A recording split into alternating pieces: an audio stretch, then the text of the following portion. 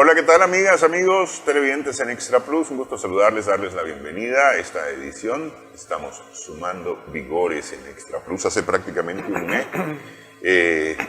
Días más, días menos, empezó el curso lectivo 2024 para la educación básica, intermedia, superior, o más bien diversificada. Incluso para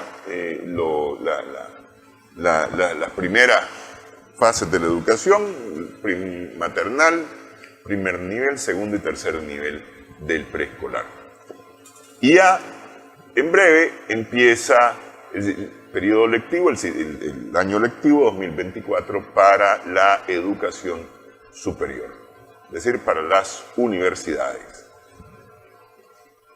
El mapa de las universidades en Nicaragua ha cambiado no solamente en los últimos años, no solamente en cuanto a casas de estudio, sino que también ha cambiado en las ofertas y en los sistemas con los cuales está trabajando. Para poderlo entender un poco, desde adentro está con nosotros Jorge Bautista, que es profesor universitario desde hace 38 años, me decía. Estás viejo, Jorge. Gracias por el piropo. 38 años tiene Jorge ya de estar en el sistema de la educación superior. Pues vamos a intentar entender un poco cómo están las cosas. Me decías una cosa muy interesante hace unos días que estuvimos platicando, Jorge, que ya no es la UNAM Managua la que tiene la mayor cantidad de estudiantes en matrícula, ¿verdad? Porque sigue siendo la universidad que tiene la mayor cantidad de estudiantes en su aula, ¿no? En total, creo que son 30.000 estudiantes. No, más. Más de 30.000 estudiantes. Anda por el orden, traje el dato específico. Sí. Ya la UNAM anda por el orden de los, el dato puntual, 47.000. 47.000 estudiantes tiene la UNAM Managua. La UNAM, sí. Pero ya 47.518 reportados. Ajá. UNAM Managua. Ok. UNAM Managua. Pero le quitaron el título de la que más matricula. Bueno, por el dato así, duro, estamos hablando de León de 49.014 estudiantes. Pero siguen siendo datos duros que se dan de aspiraciones. Pero creo que ahora Dios se van a estar modificando. Sin embargo, el punto del que vos partís es cierto. Ya por matrícula, quien tiene mayor cantidad de estudiantes ya no es Managua, sino que es León. Y anda por el orden casi de 2.000 y tantos estudiantes más.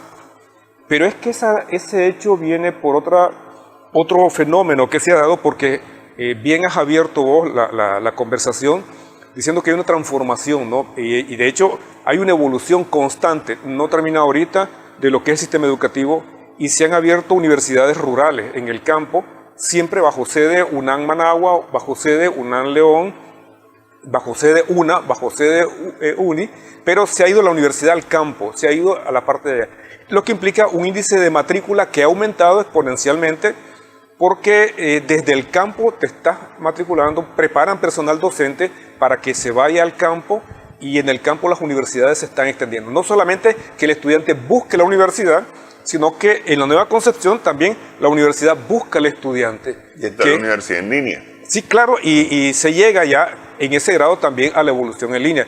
No solo el acercamiento físico, sino que a tu domicilio, sino que el acercamiento a la tecnología. Sí. Me parece como punto de inicio de esta plática excelente. Pero, ¿sabes, Néstor? Quisiera conectarlo con algo más. Hace unas cuantas entrevistas atrás hablamos de Carlos Fonseca y vos tomaste la iniciativa que hablásemos sobre él por el significado de Carlos Fonseca a nivel de país, a nivel de la marca de desarrollo económico, político. Y en ella dialogamos y dijimos que Carlos Fonseca fue el primero que dijo, y también enséñenles a leer. Y él marcó el inicio de la alfabetización, fue el ideólogo educativo en la parte de Nicaragua, y decía en los grupos de estudio que se armaban, estudien. Y en los combatientes que llevan a la parte de la montaña, enséñenles a leer. De ahí viene Carlos Fonseca, de ahí viene el paradigma dentro del Frente de la educación como un elemento esencial. Y ese elemento de ese programa, nos vamos al presente y con el desarrollo que tenemos ahorita y de estas cifras que ya estamos hablando, es decir, de aquella alfabetización de la época de la década del 80, ahora estamos hablando del grado universitario. Ya de ese grado pasamos a este nivel considerable y consistente. Estamos hablando ya de más de 180.000 estudiantes en las universidades. Es algo serio. Y estamos hablando de una sinergia del sistema universitario en el que están participando 11 universidades. El dato que habían dado es 10 universidades. Pero leyendo los nombres de las universidades, salen 11 universidades en el sector público y te salen 14 universidades en el sector privado. En el sector público te dicen 180.000 será el ingreso. Se habla de aproximadamente 52.000 de nuevo ingreso. Poco más, poco menos, es la cifra que han dado, aunque a veces veo como un bailoteo en las cifras exactas sobre esto. Y en el caso del sector privado, estamos hablando ya a nivel global de 40.000, 40 y poco mil de estudiantes, 180.000, 40.000. Si juntas ambas cantidades, estamos hablando de 220.000 estudiantes universitarios. En el supuesto último que el sector público, la educación pública, quisiese absorber toda la educación, resulta imposible. Físicamente en estructura, la cantidad de docentes no te daría abasto. De tal manera que hablamos del sector privado como un sector de universidades que te está colaborando realmente también a la educación, que también es una alternativa, y en última instancia lo puedes ver en cuanto a capacidad, como también lo puedes ver en escogencia del estudiante, dónde quiere ir. Y el gobierno te plantea dentro de una política pública decirte qué querés estudiar, dónde querés estudiar, y ahí está. Eso es una buena alternativa, pero tiene un riesgo, corre un riesgo, ¿no? Pero fíjate una cosa que me ha resultado a mí interesante. Pese a que la educación pública ha levantado algunos o ha eliminado algunos requisitos que se debían llenar por parte de los estudiantes que estaban solicitando ingreso a la universidad, ¿no? Ha venido quitando exámenes o ha venido exonerando exámenes para ciertas carreras, mantiene exámenes para otras carreras, exámenes de ingreso, ¿no? En la mayoría de las universidades. Pese a que eso se ha reducido, es más fácil entrar, me parece a mí, pues por lo que he oído a los chavalos hablar, a una universidad privada que a una universidad pública. Es decir, la competencia en universidad pública es enorme. Siempre la universidad pública tiene el detalle de pedirte más requisitos. Eso siempre ha sido históricamente. Y la universidad privada, por ser un poco comercial, eso no se lo puedes quitar, es comercial. Siempre abre la mayor posibilidad. Esa es una realidad académica que ha sido histórica, y no solamente aquí en Nicaragua, sino que en muchas partes del mundo. En esa parte pues puedes escoger y es selectiva. Pero aún así, en el desborde supuesto, como en efecto se está dando, tener la opción privada para hacerlo. Pero no solamente eso, sino que también el mismo Estado ha promovido algo más, y son las carreras técnicas. Por eso, cuando planteamos el sistema educativo, creo que hay que abordarlo, y vuelvo a repetir lo que había dicho en la parte inicial, de un proceso que no solamente es un proceso, sino que es un elemento sistémico que se está construyendo en varios aristas para que siempre el alumno tenga oportunidades para hacerlo. También es importante tomar un dato que diste vos, que hay algunas carreras, incluso en las universidades privadas, que te están exigiendo requisitos plus. Han ralentizado el requisito para ingreso, pero sin embargo carreras como medicina siempre requiere un elemento, si vos querés, selectivo, porque no podés enviar a cualquier persona a que te estudie una medicina o una odontología o cosas, porque son más delicados, ¿no? No podés hacerlo. Eso también se conserva, eso también se mantiene.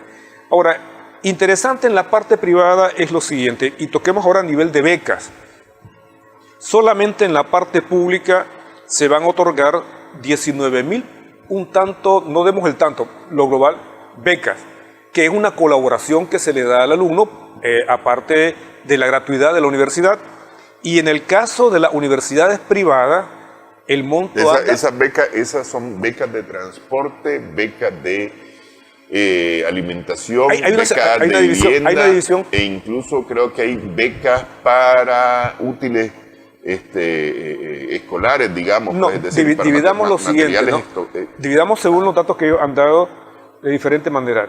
Becas completas que incluye habitación, comida, un estipendio, creo que anda por orden de 4.000, un tanto. Va todo, habitación, y entiendo que se está dando sobre todo a la gente de más distancia, la costa atlántica, San Juan del Río San Juan, un poco de Nicaragua, un poco más distante, creo que le están dando facilidades de ese tipo, siempre para posibilitar de que la persona venga, digamos, a Managua a estudiar medicina y que tenga acceso sin problema para eso. 19.000, yo creo que va por el orden ya de un estipendio en general que se le da. Entonces, el general de 19.000 y ya la parte dura que se le da todo son como 4.000 y tanto, ¿no? Pero ahora, esto es la parte pública, pasemos a la parte privada. Aquí estamos hablando que en el sector público poco más del 10% de los estudiantes recibe beca. Recibe algún tipo de beca.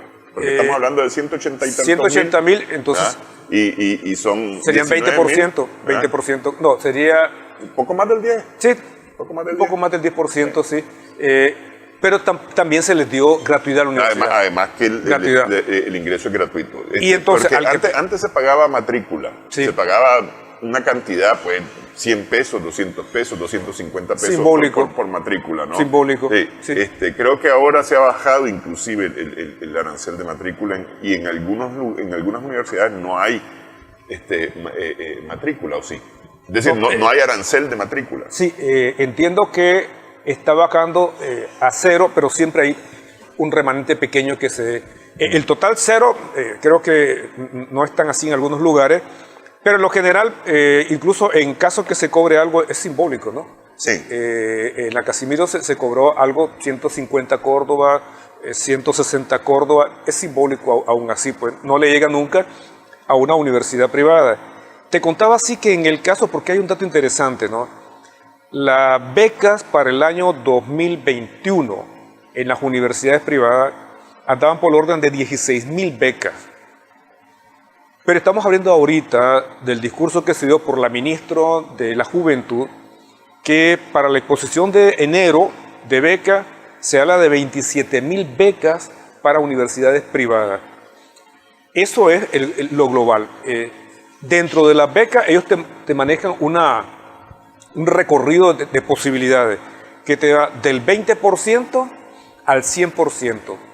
Pero cuando le preguntaban a ella cuál es el margen que realmente se da más, entonces los mismos rectores de las universidades privadas decían, bueno, aunque realmente el margen que se maneja más es entre el 50 y 80, 50-60, 50-70, aunque el mínimo y el máximo anda entre el 20 y el 100.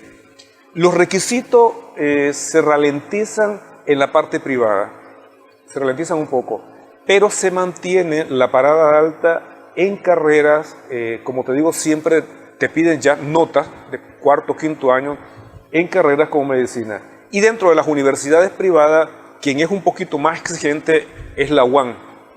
La UAM te pide además de eso otra cantidad de datos, qué tanto si venís de un colegio privado, cuál es el porcentaje que pagaba en ese colegio privado, entra en otras selecciones, ¿no?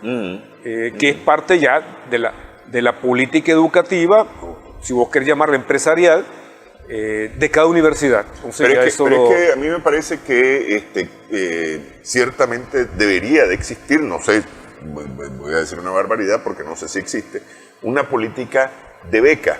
Y si querés hacemos pausa para explicarte qué cosa creo yo que es una política de becas que me parece no está o no existe como tal.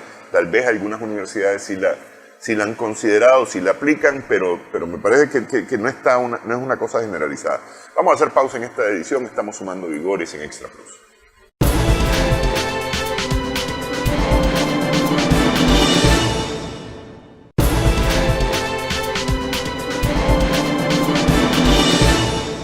Continuamos en esta edición, estamos sumando Vigores en Extra Plus con Jorge Bautista.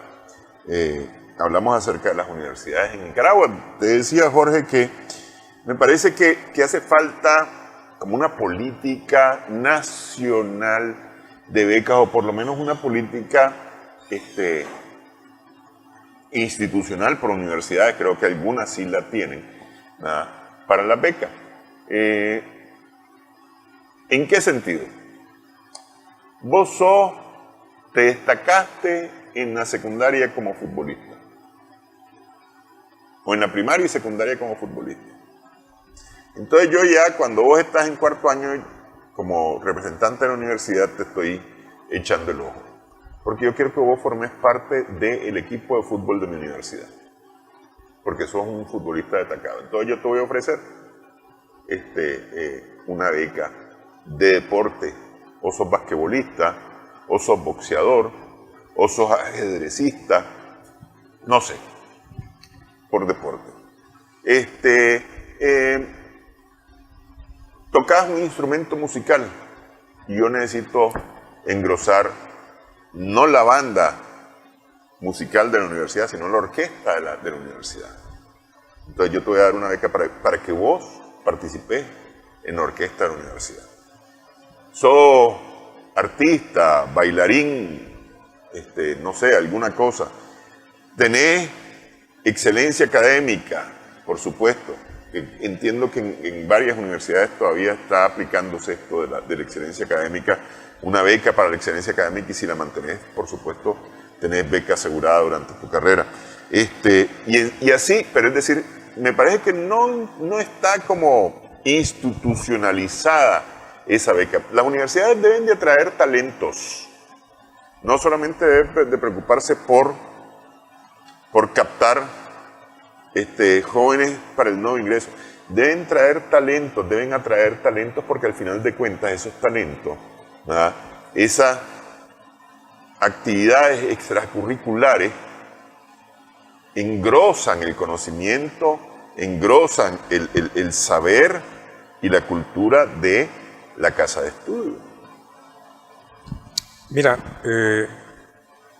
si esta es la séptima promoción de beca, y si en el 2021 eran 16.000 y ahorita la ministra de la Juventud dice que son 27.000, lo que implica casi, démosle un vuelo de pájaro, el aumento del 70%. Y si la cantidad, solamente en la parte privada, si la cantidad de estudiantes en la parte privada anda por los de los 40.000, diríamos que aproximadamente 3 de cada 4 estudiantes de universidades privadas están becados. Y si me encuentro la cantidad de estudiantes de 180.000 en las universidades públicas, y cada vez el ingreso va siendo mayor, de tal manera que universidades como la Casimiro Sotelo, que acaba de abrir, que se dio una cantidad de 5.000 estudiantes, yo creo que la cantidad va a ser superada, porque en las aulas de clase están entrando cada vez más. Hoy en día uno más, otro más, otro más. Sigue abriendo porque la puerta abierta está abriendo. Entonces diríamos que esto es un proceso. Pero el cuestionamiento que vos planteás es un cuestionamiento lógico y es un cuestionamiento, si vos querés, justo, que desde afuera e incluso uno mismo como docente ya se lo comienza a plantear.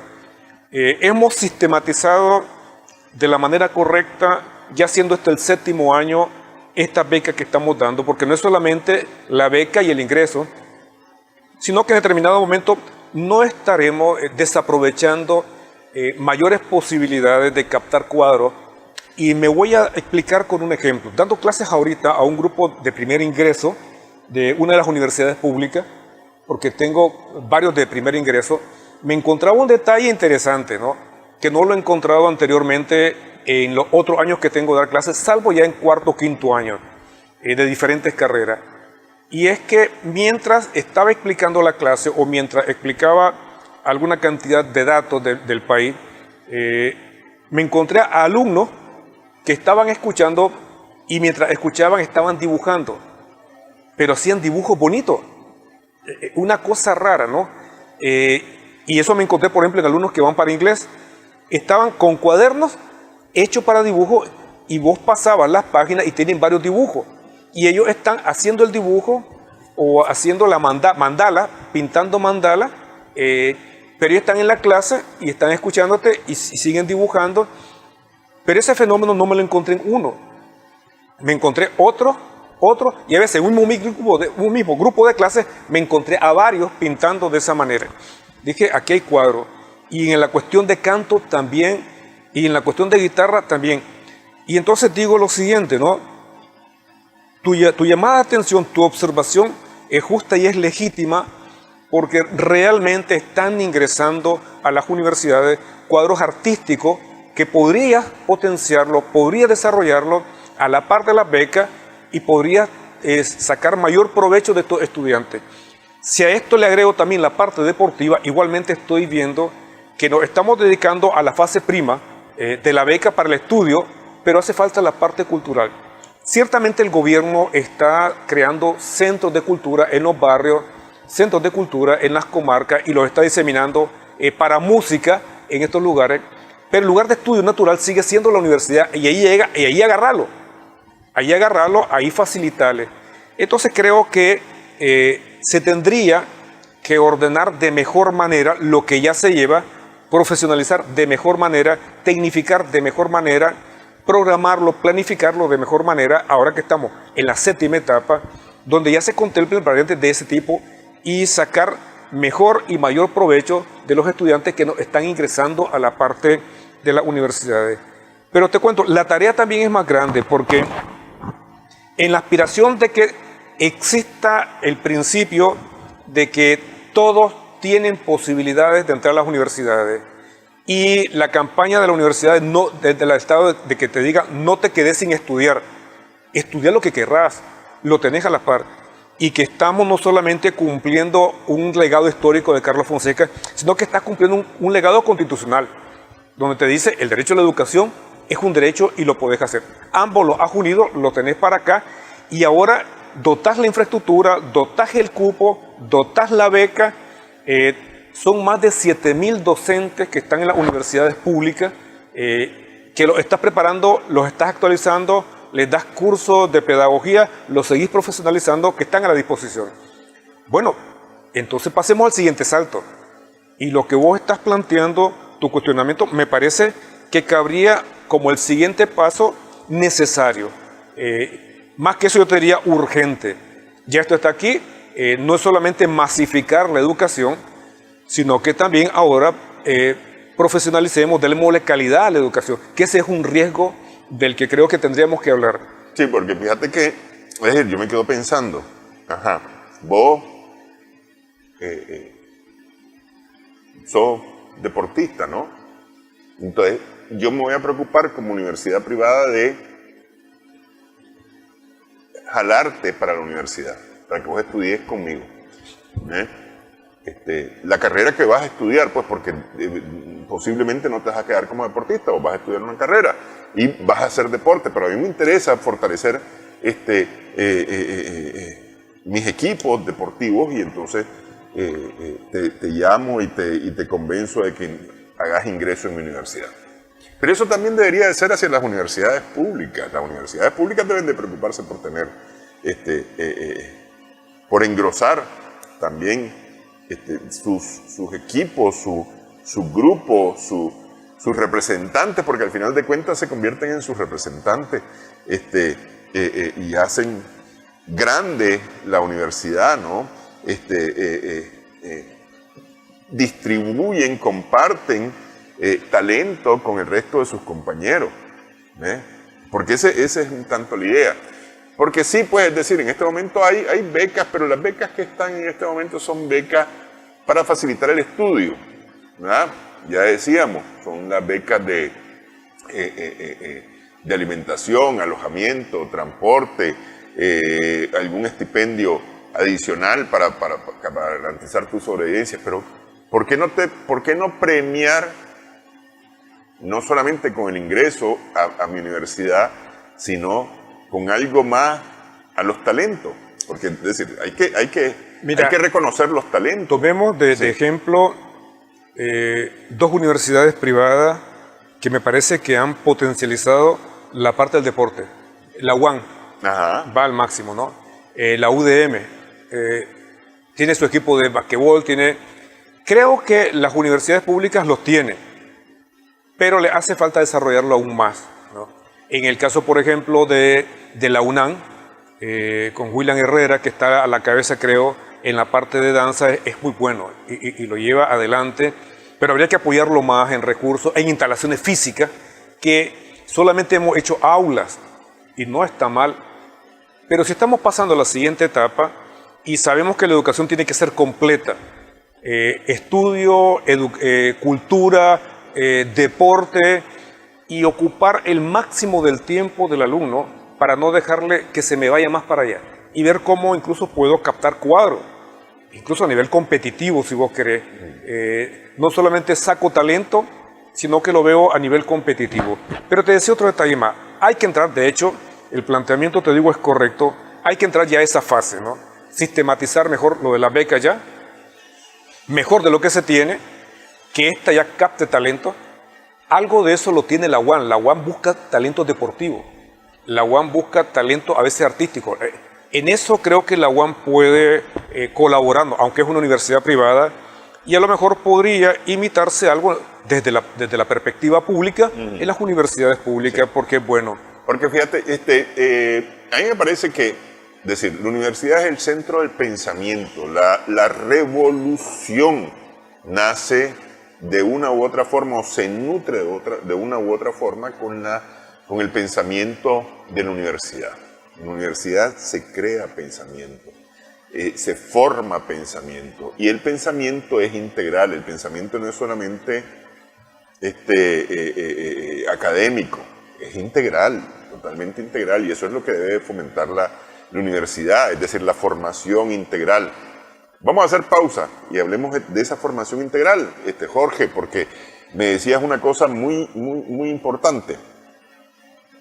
La educación a distancia, por un lado, la educación de la universidad que ha llegado hasta las comunidades, ya no es solamente que desde largo estudiar, sino que además la universidad llega a tu comunidad, pero también el tema de las carreras técnicas, el tema de la educación técnica, que tal vez no es exactamente la educación superior como universidad, pero sí es una carrera importante para el futuro de los estudiantes de la escuela, del colegio.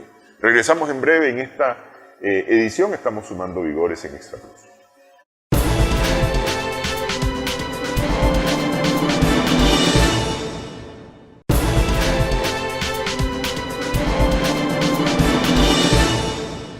Continuamos en esta edición, estamos sumando vigores en Extra Plus. La universidad, decíamos, en Nicaragua, pues está creciendo, se está expandiendo. Si no abre sus puertas a distancia, es decir, si no se crea la oportunidad a distancia, yo que vivo largo de una universidad, pues logro matricular y entonces estudio a distancia, estudio en línea, tengo encuentros periódicos, digamos, sabatinos o mensuales que sí son presenciales para poner algunas cosas al día, pero puedo consultar con los profesores y me dan todos los materiales, etcétera, etcétera.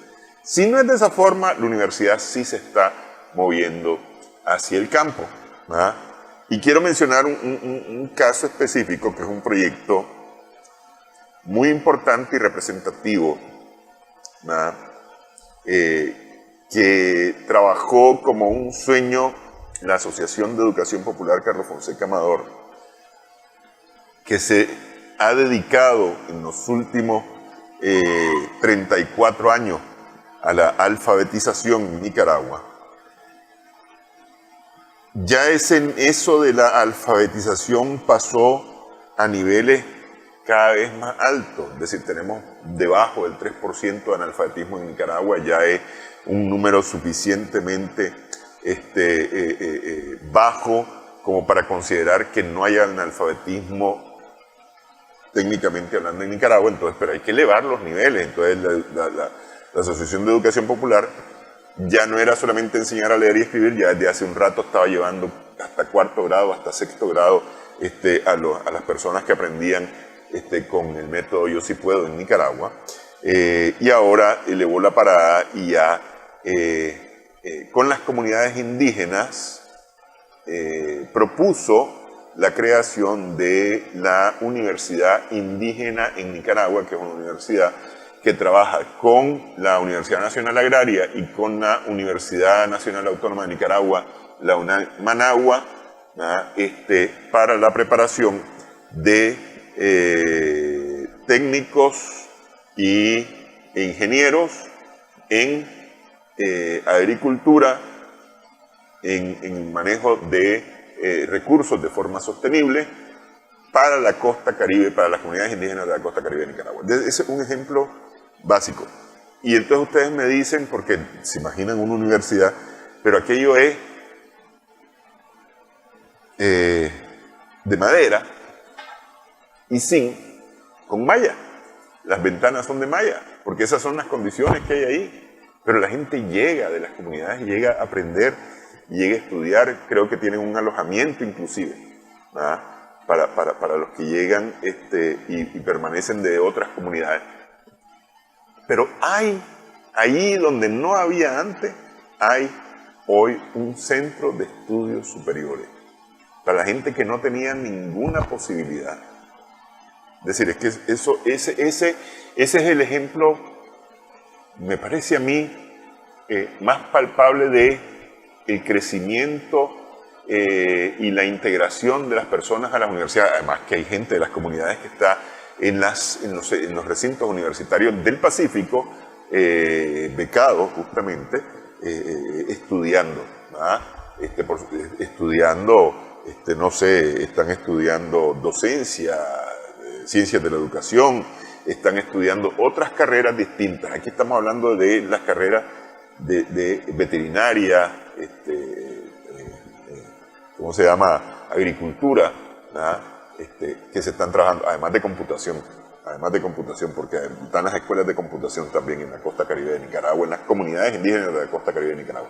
Así va caminando, se está ampliando. Digamos que eso, Jorge, es una cosa importantísima para el país, porque está llegando a todos lados la educación. Es decir, oportunidades se están abriendo para todos lados, o por todos lados. Para que vos no digas mañana, es que lo que pasa es que yo era de comunidad y yo no podía estudiar porque me quedaba largo el asunto. Yo logré terminar la primaria, la secundaria, y ya no pude seguir porque estaba muy complicado, muy largo, no había recursos, no sé qué. Mira, Néstor, ya eso no puedes decir. Mira, Néstor, cuando hablemos de la educación, me parece que el gobierno lo ha entendido bien y lo está desarrollando bien en el entendimiento de que la educación es un sistema completo que viene desde la alfabetización, desde las primeras letras, en los preescolares o en la parte infantil, hasta que te llega a las universidades, incluso doctorado, porque en la beca para las universidades privadas se habla de 6 tipos de doctorado que ahí se están dando. Las maestrías y los doctorados. Y maestría y doctorado. Sí. Pero ahora, complementemos esta parte. ¿Cuántas carreras está ofreciendo las universidades públicas? 333 carreras aproximadamente. ¿Cuántas carreras están ofreciendo las universidades privadas? Hay 58 carreras, y lo sumando eso en variedad, aunque algunos se repiten, derecho, ingeniería, se repiten, pero están ofertando esa cantidad. Pero además de esto hay 70 centros, 71 centros por ahí, para carreras técnicas de INATEC. Y eso distribuidos territorialmente, lo que va en la lógica de lo que vos mencionabas, que se está expandiendo por todo el territorio. El caso de la Universidad Huracán, que va para la costa atlántica, y se le está dando las mismas facilidades, las mismas construcciones de infraestructura, etc. En esta masificación, extensión y consolidación, ejecución del derecho constitucional a la educación, lo está haciendo realidad. No es solamente la norma escrita que está en esta Constitución y que te dice en un artículo que la educación es un derecho. No. Ahora pasa lo siguiente. ¿Cómo ahora que se mantenga la idea que la masificación no dañe la calidad? Porque de repente no entran tantos estudiantes en una política que me parece que es correcta, porque la parte de la educación es una decisión política, y una decisión política que después tiene que traducirse en cifra. ¿Cómo así? Bueno, ningún colegio se construye de la nada, tiene que construirse con recursos. Y el presupuesto de este año creo que anda por el orden de los 138.000 millones. Y el presupuesto para educación anda por 26.000, 28.000 millones de Córdoba. Y en las universidades anda creo que por el orden de 8.000 millones de Córdoba para las universidades, que es donde nos estamos quedando ahorita y estamos platicando. Bueno, toda esa plata se invierte para infraestructura, para pago de docentes, para efectos del mantenimiento de los locales porque tenés para limpieza, una reparación de un edificio, barrer los edificios. Hay una cantidad de cosas, comprar tecnología, las TIC famosas, comprarla y tenerlo ahí, darle mantenimiento. Pero entonces aquí tenemos dos riesgos. El primer riesgo, bueno, que esto no desajuste en la calidad. El segundo riesgo, la retención. Porque una vez que hemos abierto las puertas a los estudiantes, ahora el estudiante tiene que saber lo siguiente. Si bien todos estos recursos son de la sociedad, regresan a la sociedad y se le dé el derecho al estudiante para que estudie, el alumno tiene que entender de su obligación de estudiar y prepararse en calidad académica. De tal manera que esa parte ya no es tan democrática, porque el conocimiento, si no colocas un esfuerzo, si no colocas una disciplina, si no te involucras vos como estudiante para aprender, no se va por ósmosis ese asunto. De tal manera que esa parte ya no va por el gobierno. Mencionaste lo democrático como que fuera lo permisivo. Claro. Es decir, para no confundir las cosas, no confundirlas. Más bien esto no es permisivo, más que democrático, porque es decir, el hecho de que la educación esté tan abierta me parece un hecho democrático. El asunto es que no es permisivo. Pero el aprender... Sí. Es decir, ¿el aprender? Correcto. Entonces, no es permisivo, el no aprender no está permitido en las universidades. Es más, te digo otra cosa, lo siguiente, ¿no? Porque a veces se puede confundir y está bien que lo aclaremos. Una cosa es el derecho democrático que te da el Estado para que vos acceses a la educación y darte toda una cantidad de carreras, 333 públicas, 58 en la parte privada, carrera técnica. Eso te lo da el Estado, te lo da con el presupuesto, es una respuesta bien. Pero el aprender, yo aprender ballet, yo aprender medicina, yo aprender derecho, arquitectura, eso ya no es democrático en el sentido que requiere disciplina, requiere el esfuerzo, requiere dedicación de mi parte, y si no lo hago, no lo voy a aprender. Por eso es la cuestión de ósmosis, que si se traslada de un lugar para otro. Lo que no es opcional, es decir, porque es un deber. Es un deber. Sí. Y yo creo que en esa parte tiene que dársele a entender al alumno que una vez que ingreses ya no solamente es un derecho, socialmente al estarse invirtiendo en vos, se te convierte en un deber, y un deber agradable. Pero fíjate, Jorge, todo el tiempo yo he entendido que las universidades de una u otra forma son una zaranda, ¿verdad? Es decir, son un colador, porque es como normal que entren 1000 estudiantes y egresen 4 o 5 años más tarde 100, 200 estudiantes de esos 1000. Eso se mira como normal. Mira, lo que estoy observando ahorita, lo que estoy viendo, y eso se ve incluso en la parte de la educación de primaria, secundaria, es cambiar un poco esa lógica, ya no sea solamente zaranda, sino que logremos egresar la mayor cantidad de profesionales. Pero trae un riesgo. He repetido varias veces en lo que hemos platicado la palabra riesgo, ¿no? Porque tampoco voy a mantener toda la cantidad de estudiantes si este no estudia. Es decir, yo tengo que ver cómo encuentro mecanismos para incentivar, facilitar, persuadir de que tiene que estudiar. Y ya le di la infraestructura, ya le di el acceso a la carrera, ya le di la aula de clase, ya le presté las condiciones, pero ahora tengo que ir a tu obligación de decir, ahora vos tenés que aprender. Y no es cuestión de que llegó al segundo año, primer año y me retiro, no. Ver cómo se puede conservar esa cantidad de estudiantes el máximo posible hasta la parte del quinto año o del cuarto año, dependiendo de la carrera. Pero que eso no implique bajar la calidad. Es un reto constante, no implica, te voy a persuadir y decirte que para poder lograr un nivel académico, es más, para que tu familia logre tener mayor acceso a economía, pues lo que vale es que te profesionalices. Y en la medida que te profesionalizas o te tecnificas, hay mayores probabilidades de que tu familia reciba mayor cantidad de ingresos y pues que hay una mejora a nivel general como país, como sociedad. Sí, fíjate que esto es decir, es así y debe ser así, no bajar los niveles, porque los niveles y la calidad de la enseñanza y del aprendizaje, porque al final de cuentas, no es solamente para Nicaragua, es también para lo que Nicaragua significa en presente y en futuro para el mundo. Porque es decir, esto es importante de considerar. Por ejemplo, estamos hablando de las relaciones de Nicaragua con distintas naciones, entre ellas, por ejemplo, China, con la cual se tienen proyectos muy importantes, el mismo desarrollo del país, por ejemplo, puertos de aguas profundas. Puertos de aguas profundas necesita profesionales medioambientales, profesionales de los mares, ¿verdad? Profesionales de la ingeniería, de las arquitecturas, ¿verdad?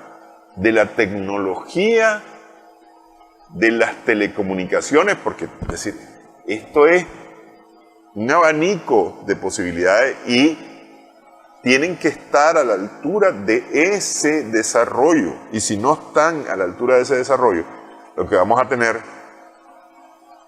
van a ser unos muellecitos, no los puertos de aguas profundas, sino unos muellecitos. Y para muellecitos tenemos bastante en Nicaragua. Mira, tenemos que sacar calidad de profesionales.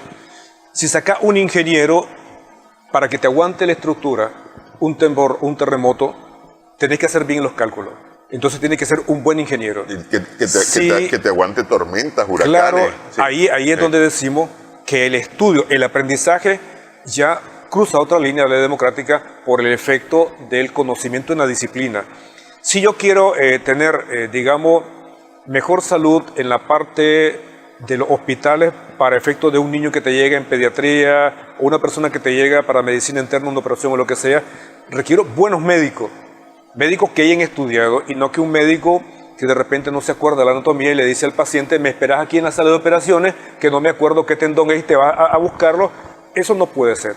Requiere entonces la calidad del profesional y lo ves a cuando él pone en práctica ya su nivel de conocimiento en el nivel de conocimiento que tiene que aplicarle.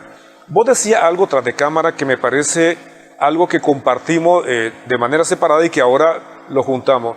Y es como también nosotros nos metemos en un mercado competitivo académicamente, profesionalmente, científicamente con el resto de países. Cuando hacemos un TLC con China, hemos elevado la parada, porque las universidades chinas están destacándose hoy por hoy, compitiendo ya con las mejores universidades del mundo. Harvard, Yale, Oxford, ya está compitiendo, se le está colando y está primando en las primeras. No podemos aspirar como país solamente al derecho a la educación, sino a la calificación en la educación en las universidades y animar al estudiante, convencerlo para que él mismo se discipline, se ordene, se organice y pueda estudiar y darle las facilidades. Y en eso la amplitud que hemos hablado, darle la posibilidad de la música, la posibilidad del deporte, que estudie, captar el máximo de esa inteligencia.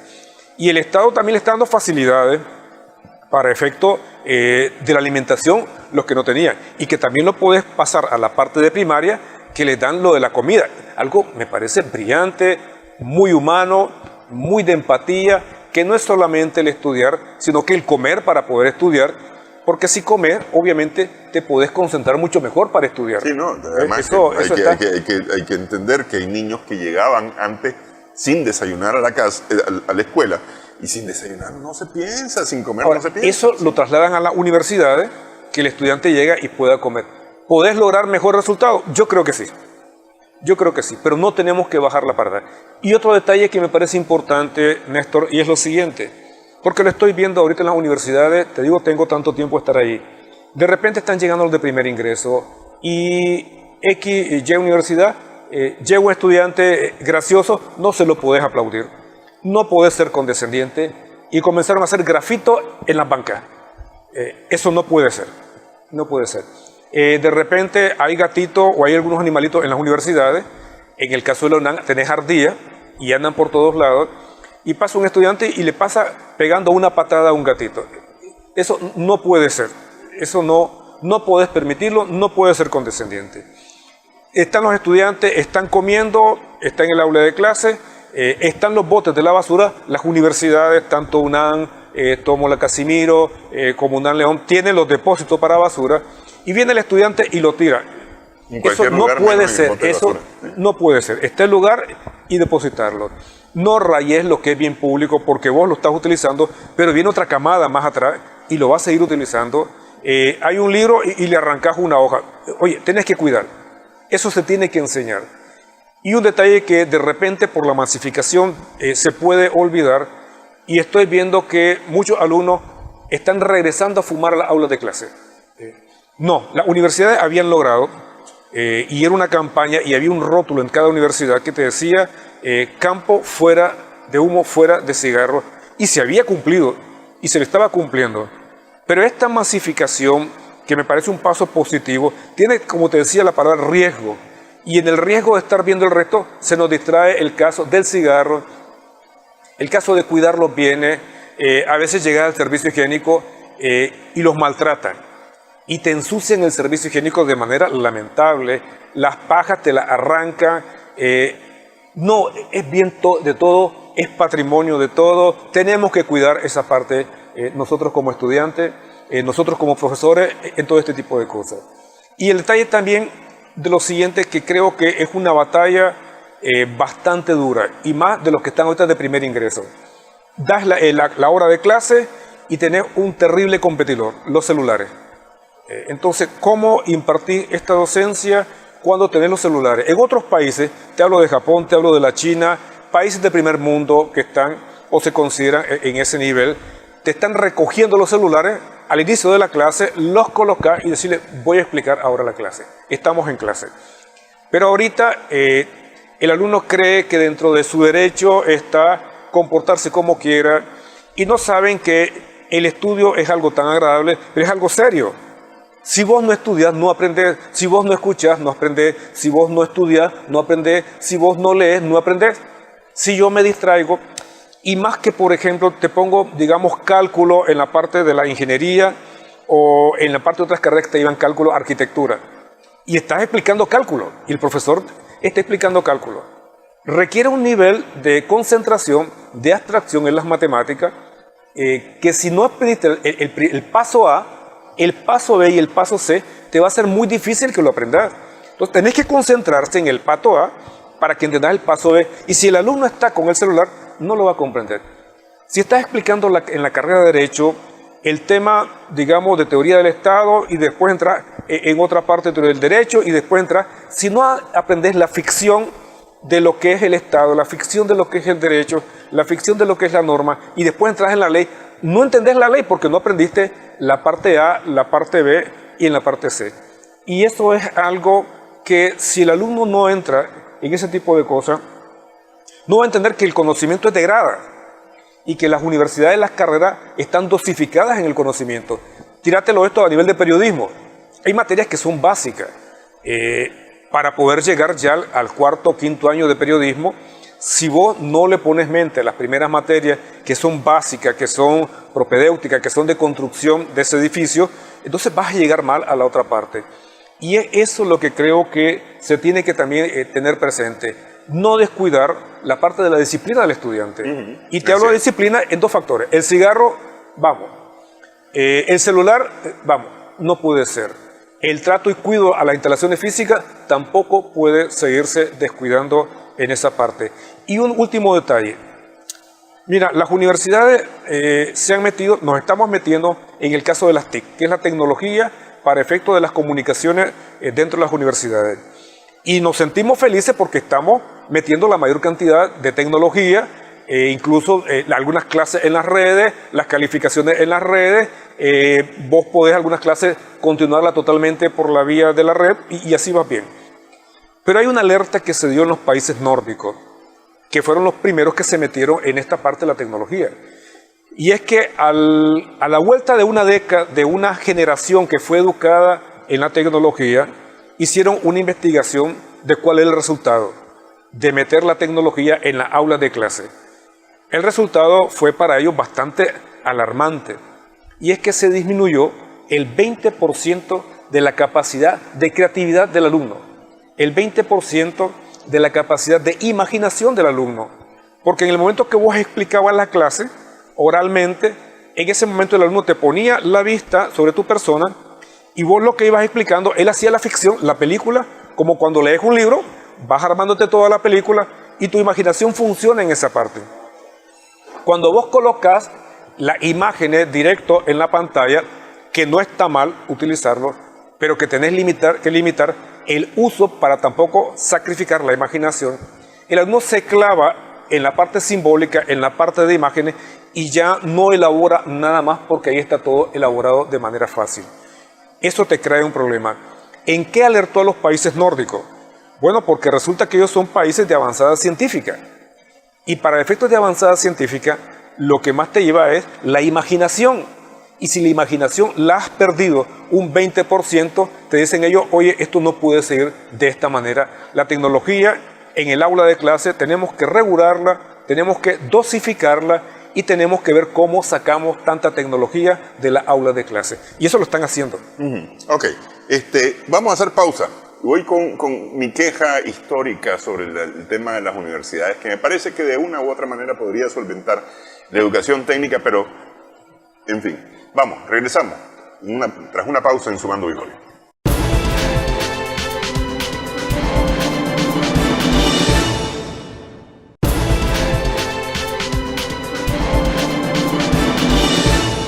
Continuamos en esta edición, estamos sumando vigores en Extra Plus con Jorge Bautista, estamos conversando acerca de la educación superior en Nicaragua. Yo tengo una queja histórica, ya en estos últimos par de minutos que nos quedan ya para cerrar el programa, Jorge, y por eso me parece extraordinario el tema de la educación técnica, porque la educación técnica podría de alguna manera solventar este asunto.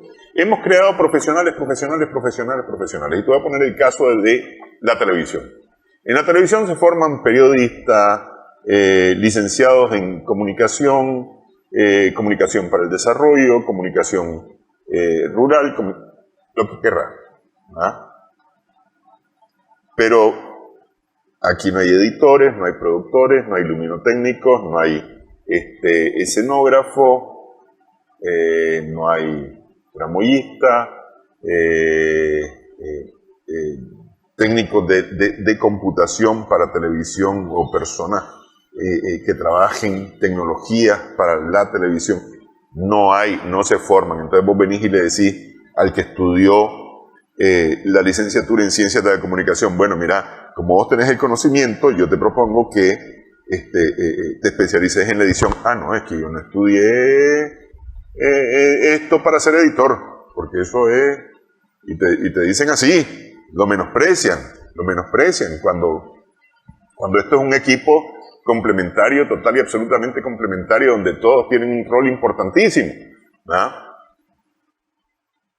Porque no lo entienden. Mira. Entonces, y te pongo el caso de mi necesidad en la televisión, pero eso aplica para muchas otras cosas. Mira, yo creo lo siguiente, ¿no? La sociedad, la economía, la parte agrícola, la parte industrial requiere técnico y mucho técnico. El hecho de que se hayan formado 70 escuelas técnicas de INATEC y que se le esté dando de más importancia, se habla ahorita del ingreso de 6.000 estudiantes, pero que había una globalidad de aproximadamente 70.000 que iban a estar en el camino de técnico.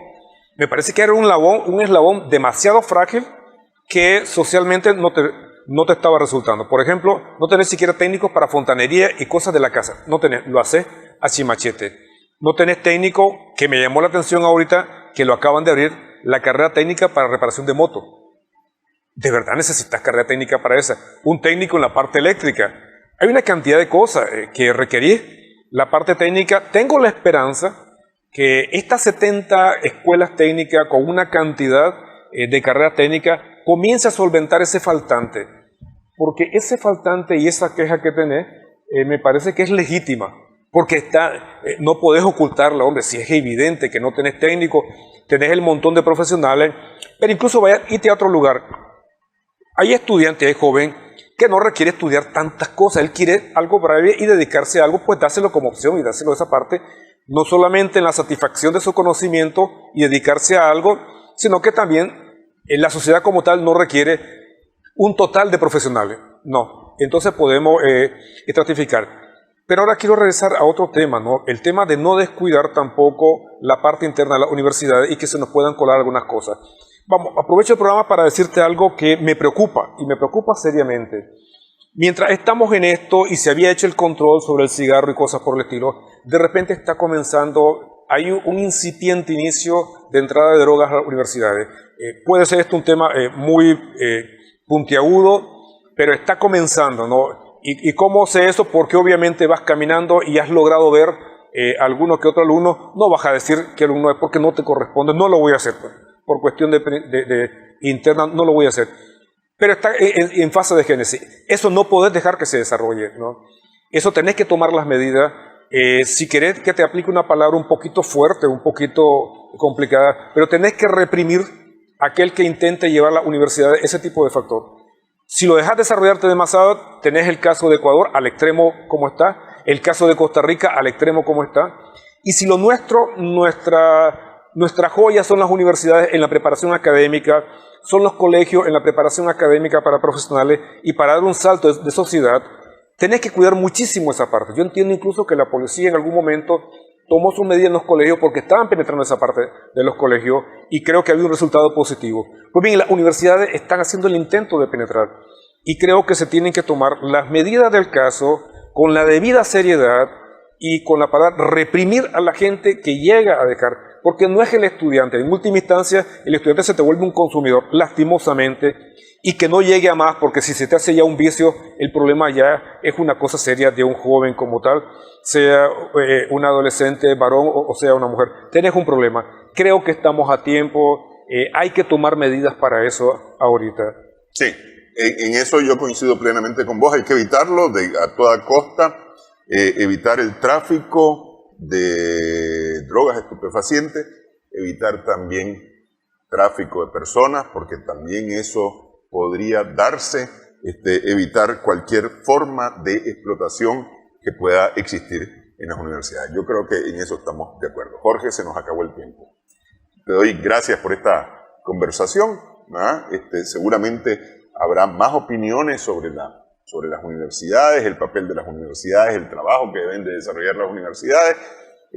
No estamos hablando de un sistema perfecto, por supuesto de que no, se está construyendo y se está trabajando y debe de ser con el concurso de todos, como decía Jorge, con la participación de todos y la preocupación de todos por cuidar y mejorar el sistema como tal. Muchas gracias, Jorge. Unas últimas palabras, ¿puedo decirlas para cierre? Se nos acabó el tiempo. El cuento que ya hace rato ya me vinieron a decir, listo. Solamente lo último, en educación no solamente va el Estado, va la familia y padres de familia. Si no, no funciona. Si no, no funciona, así es. Gracias, Jorge. Gracias a nuestras amigas, amigos televidentes también por su sintonía en esta edición Sumando Vigores en Extra Plus.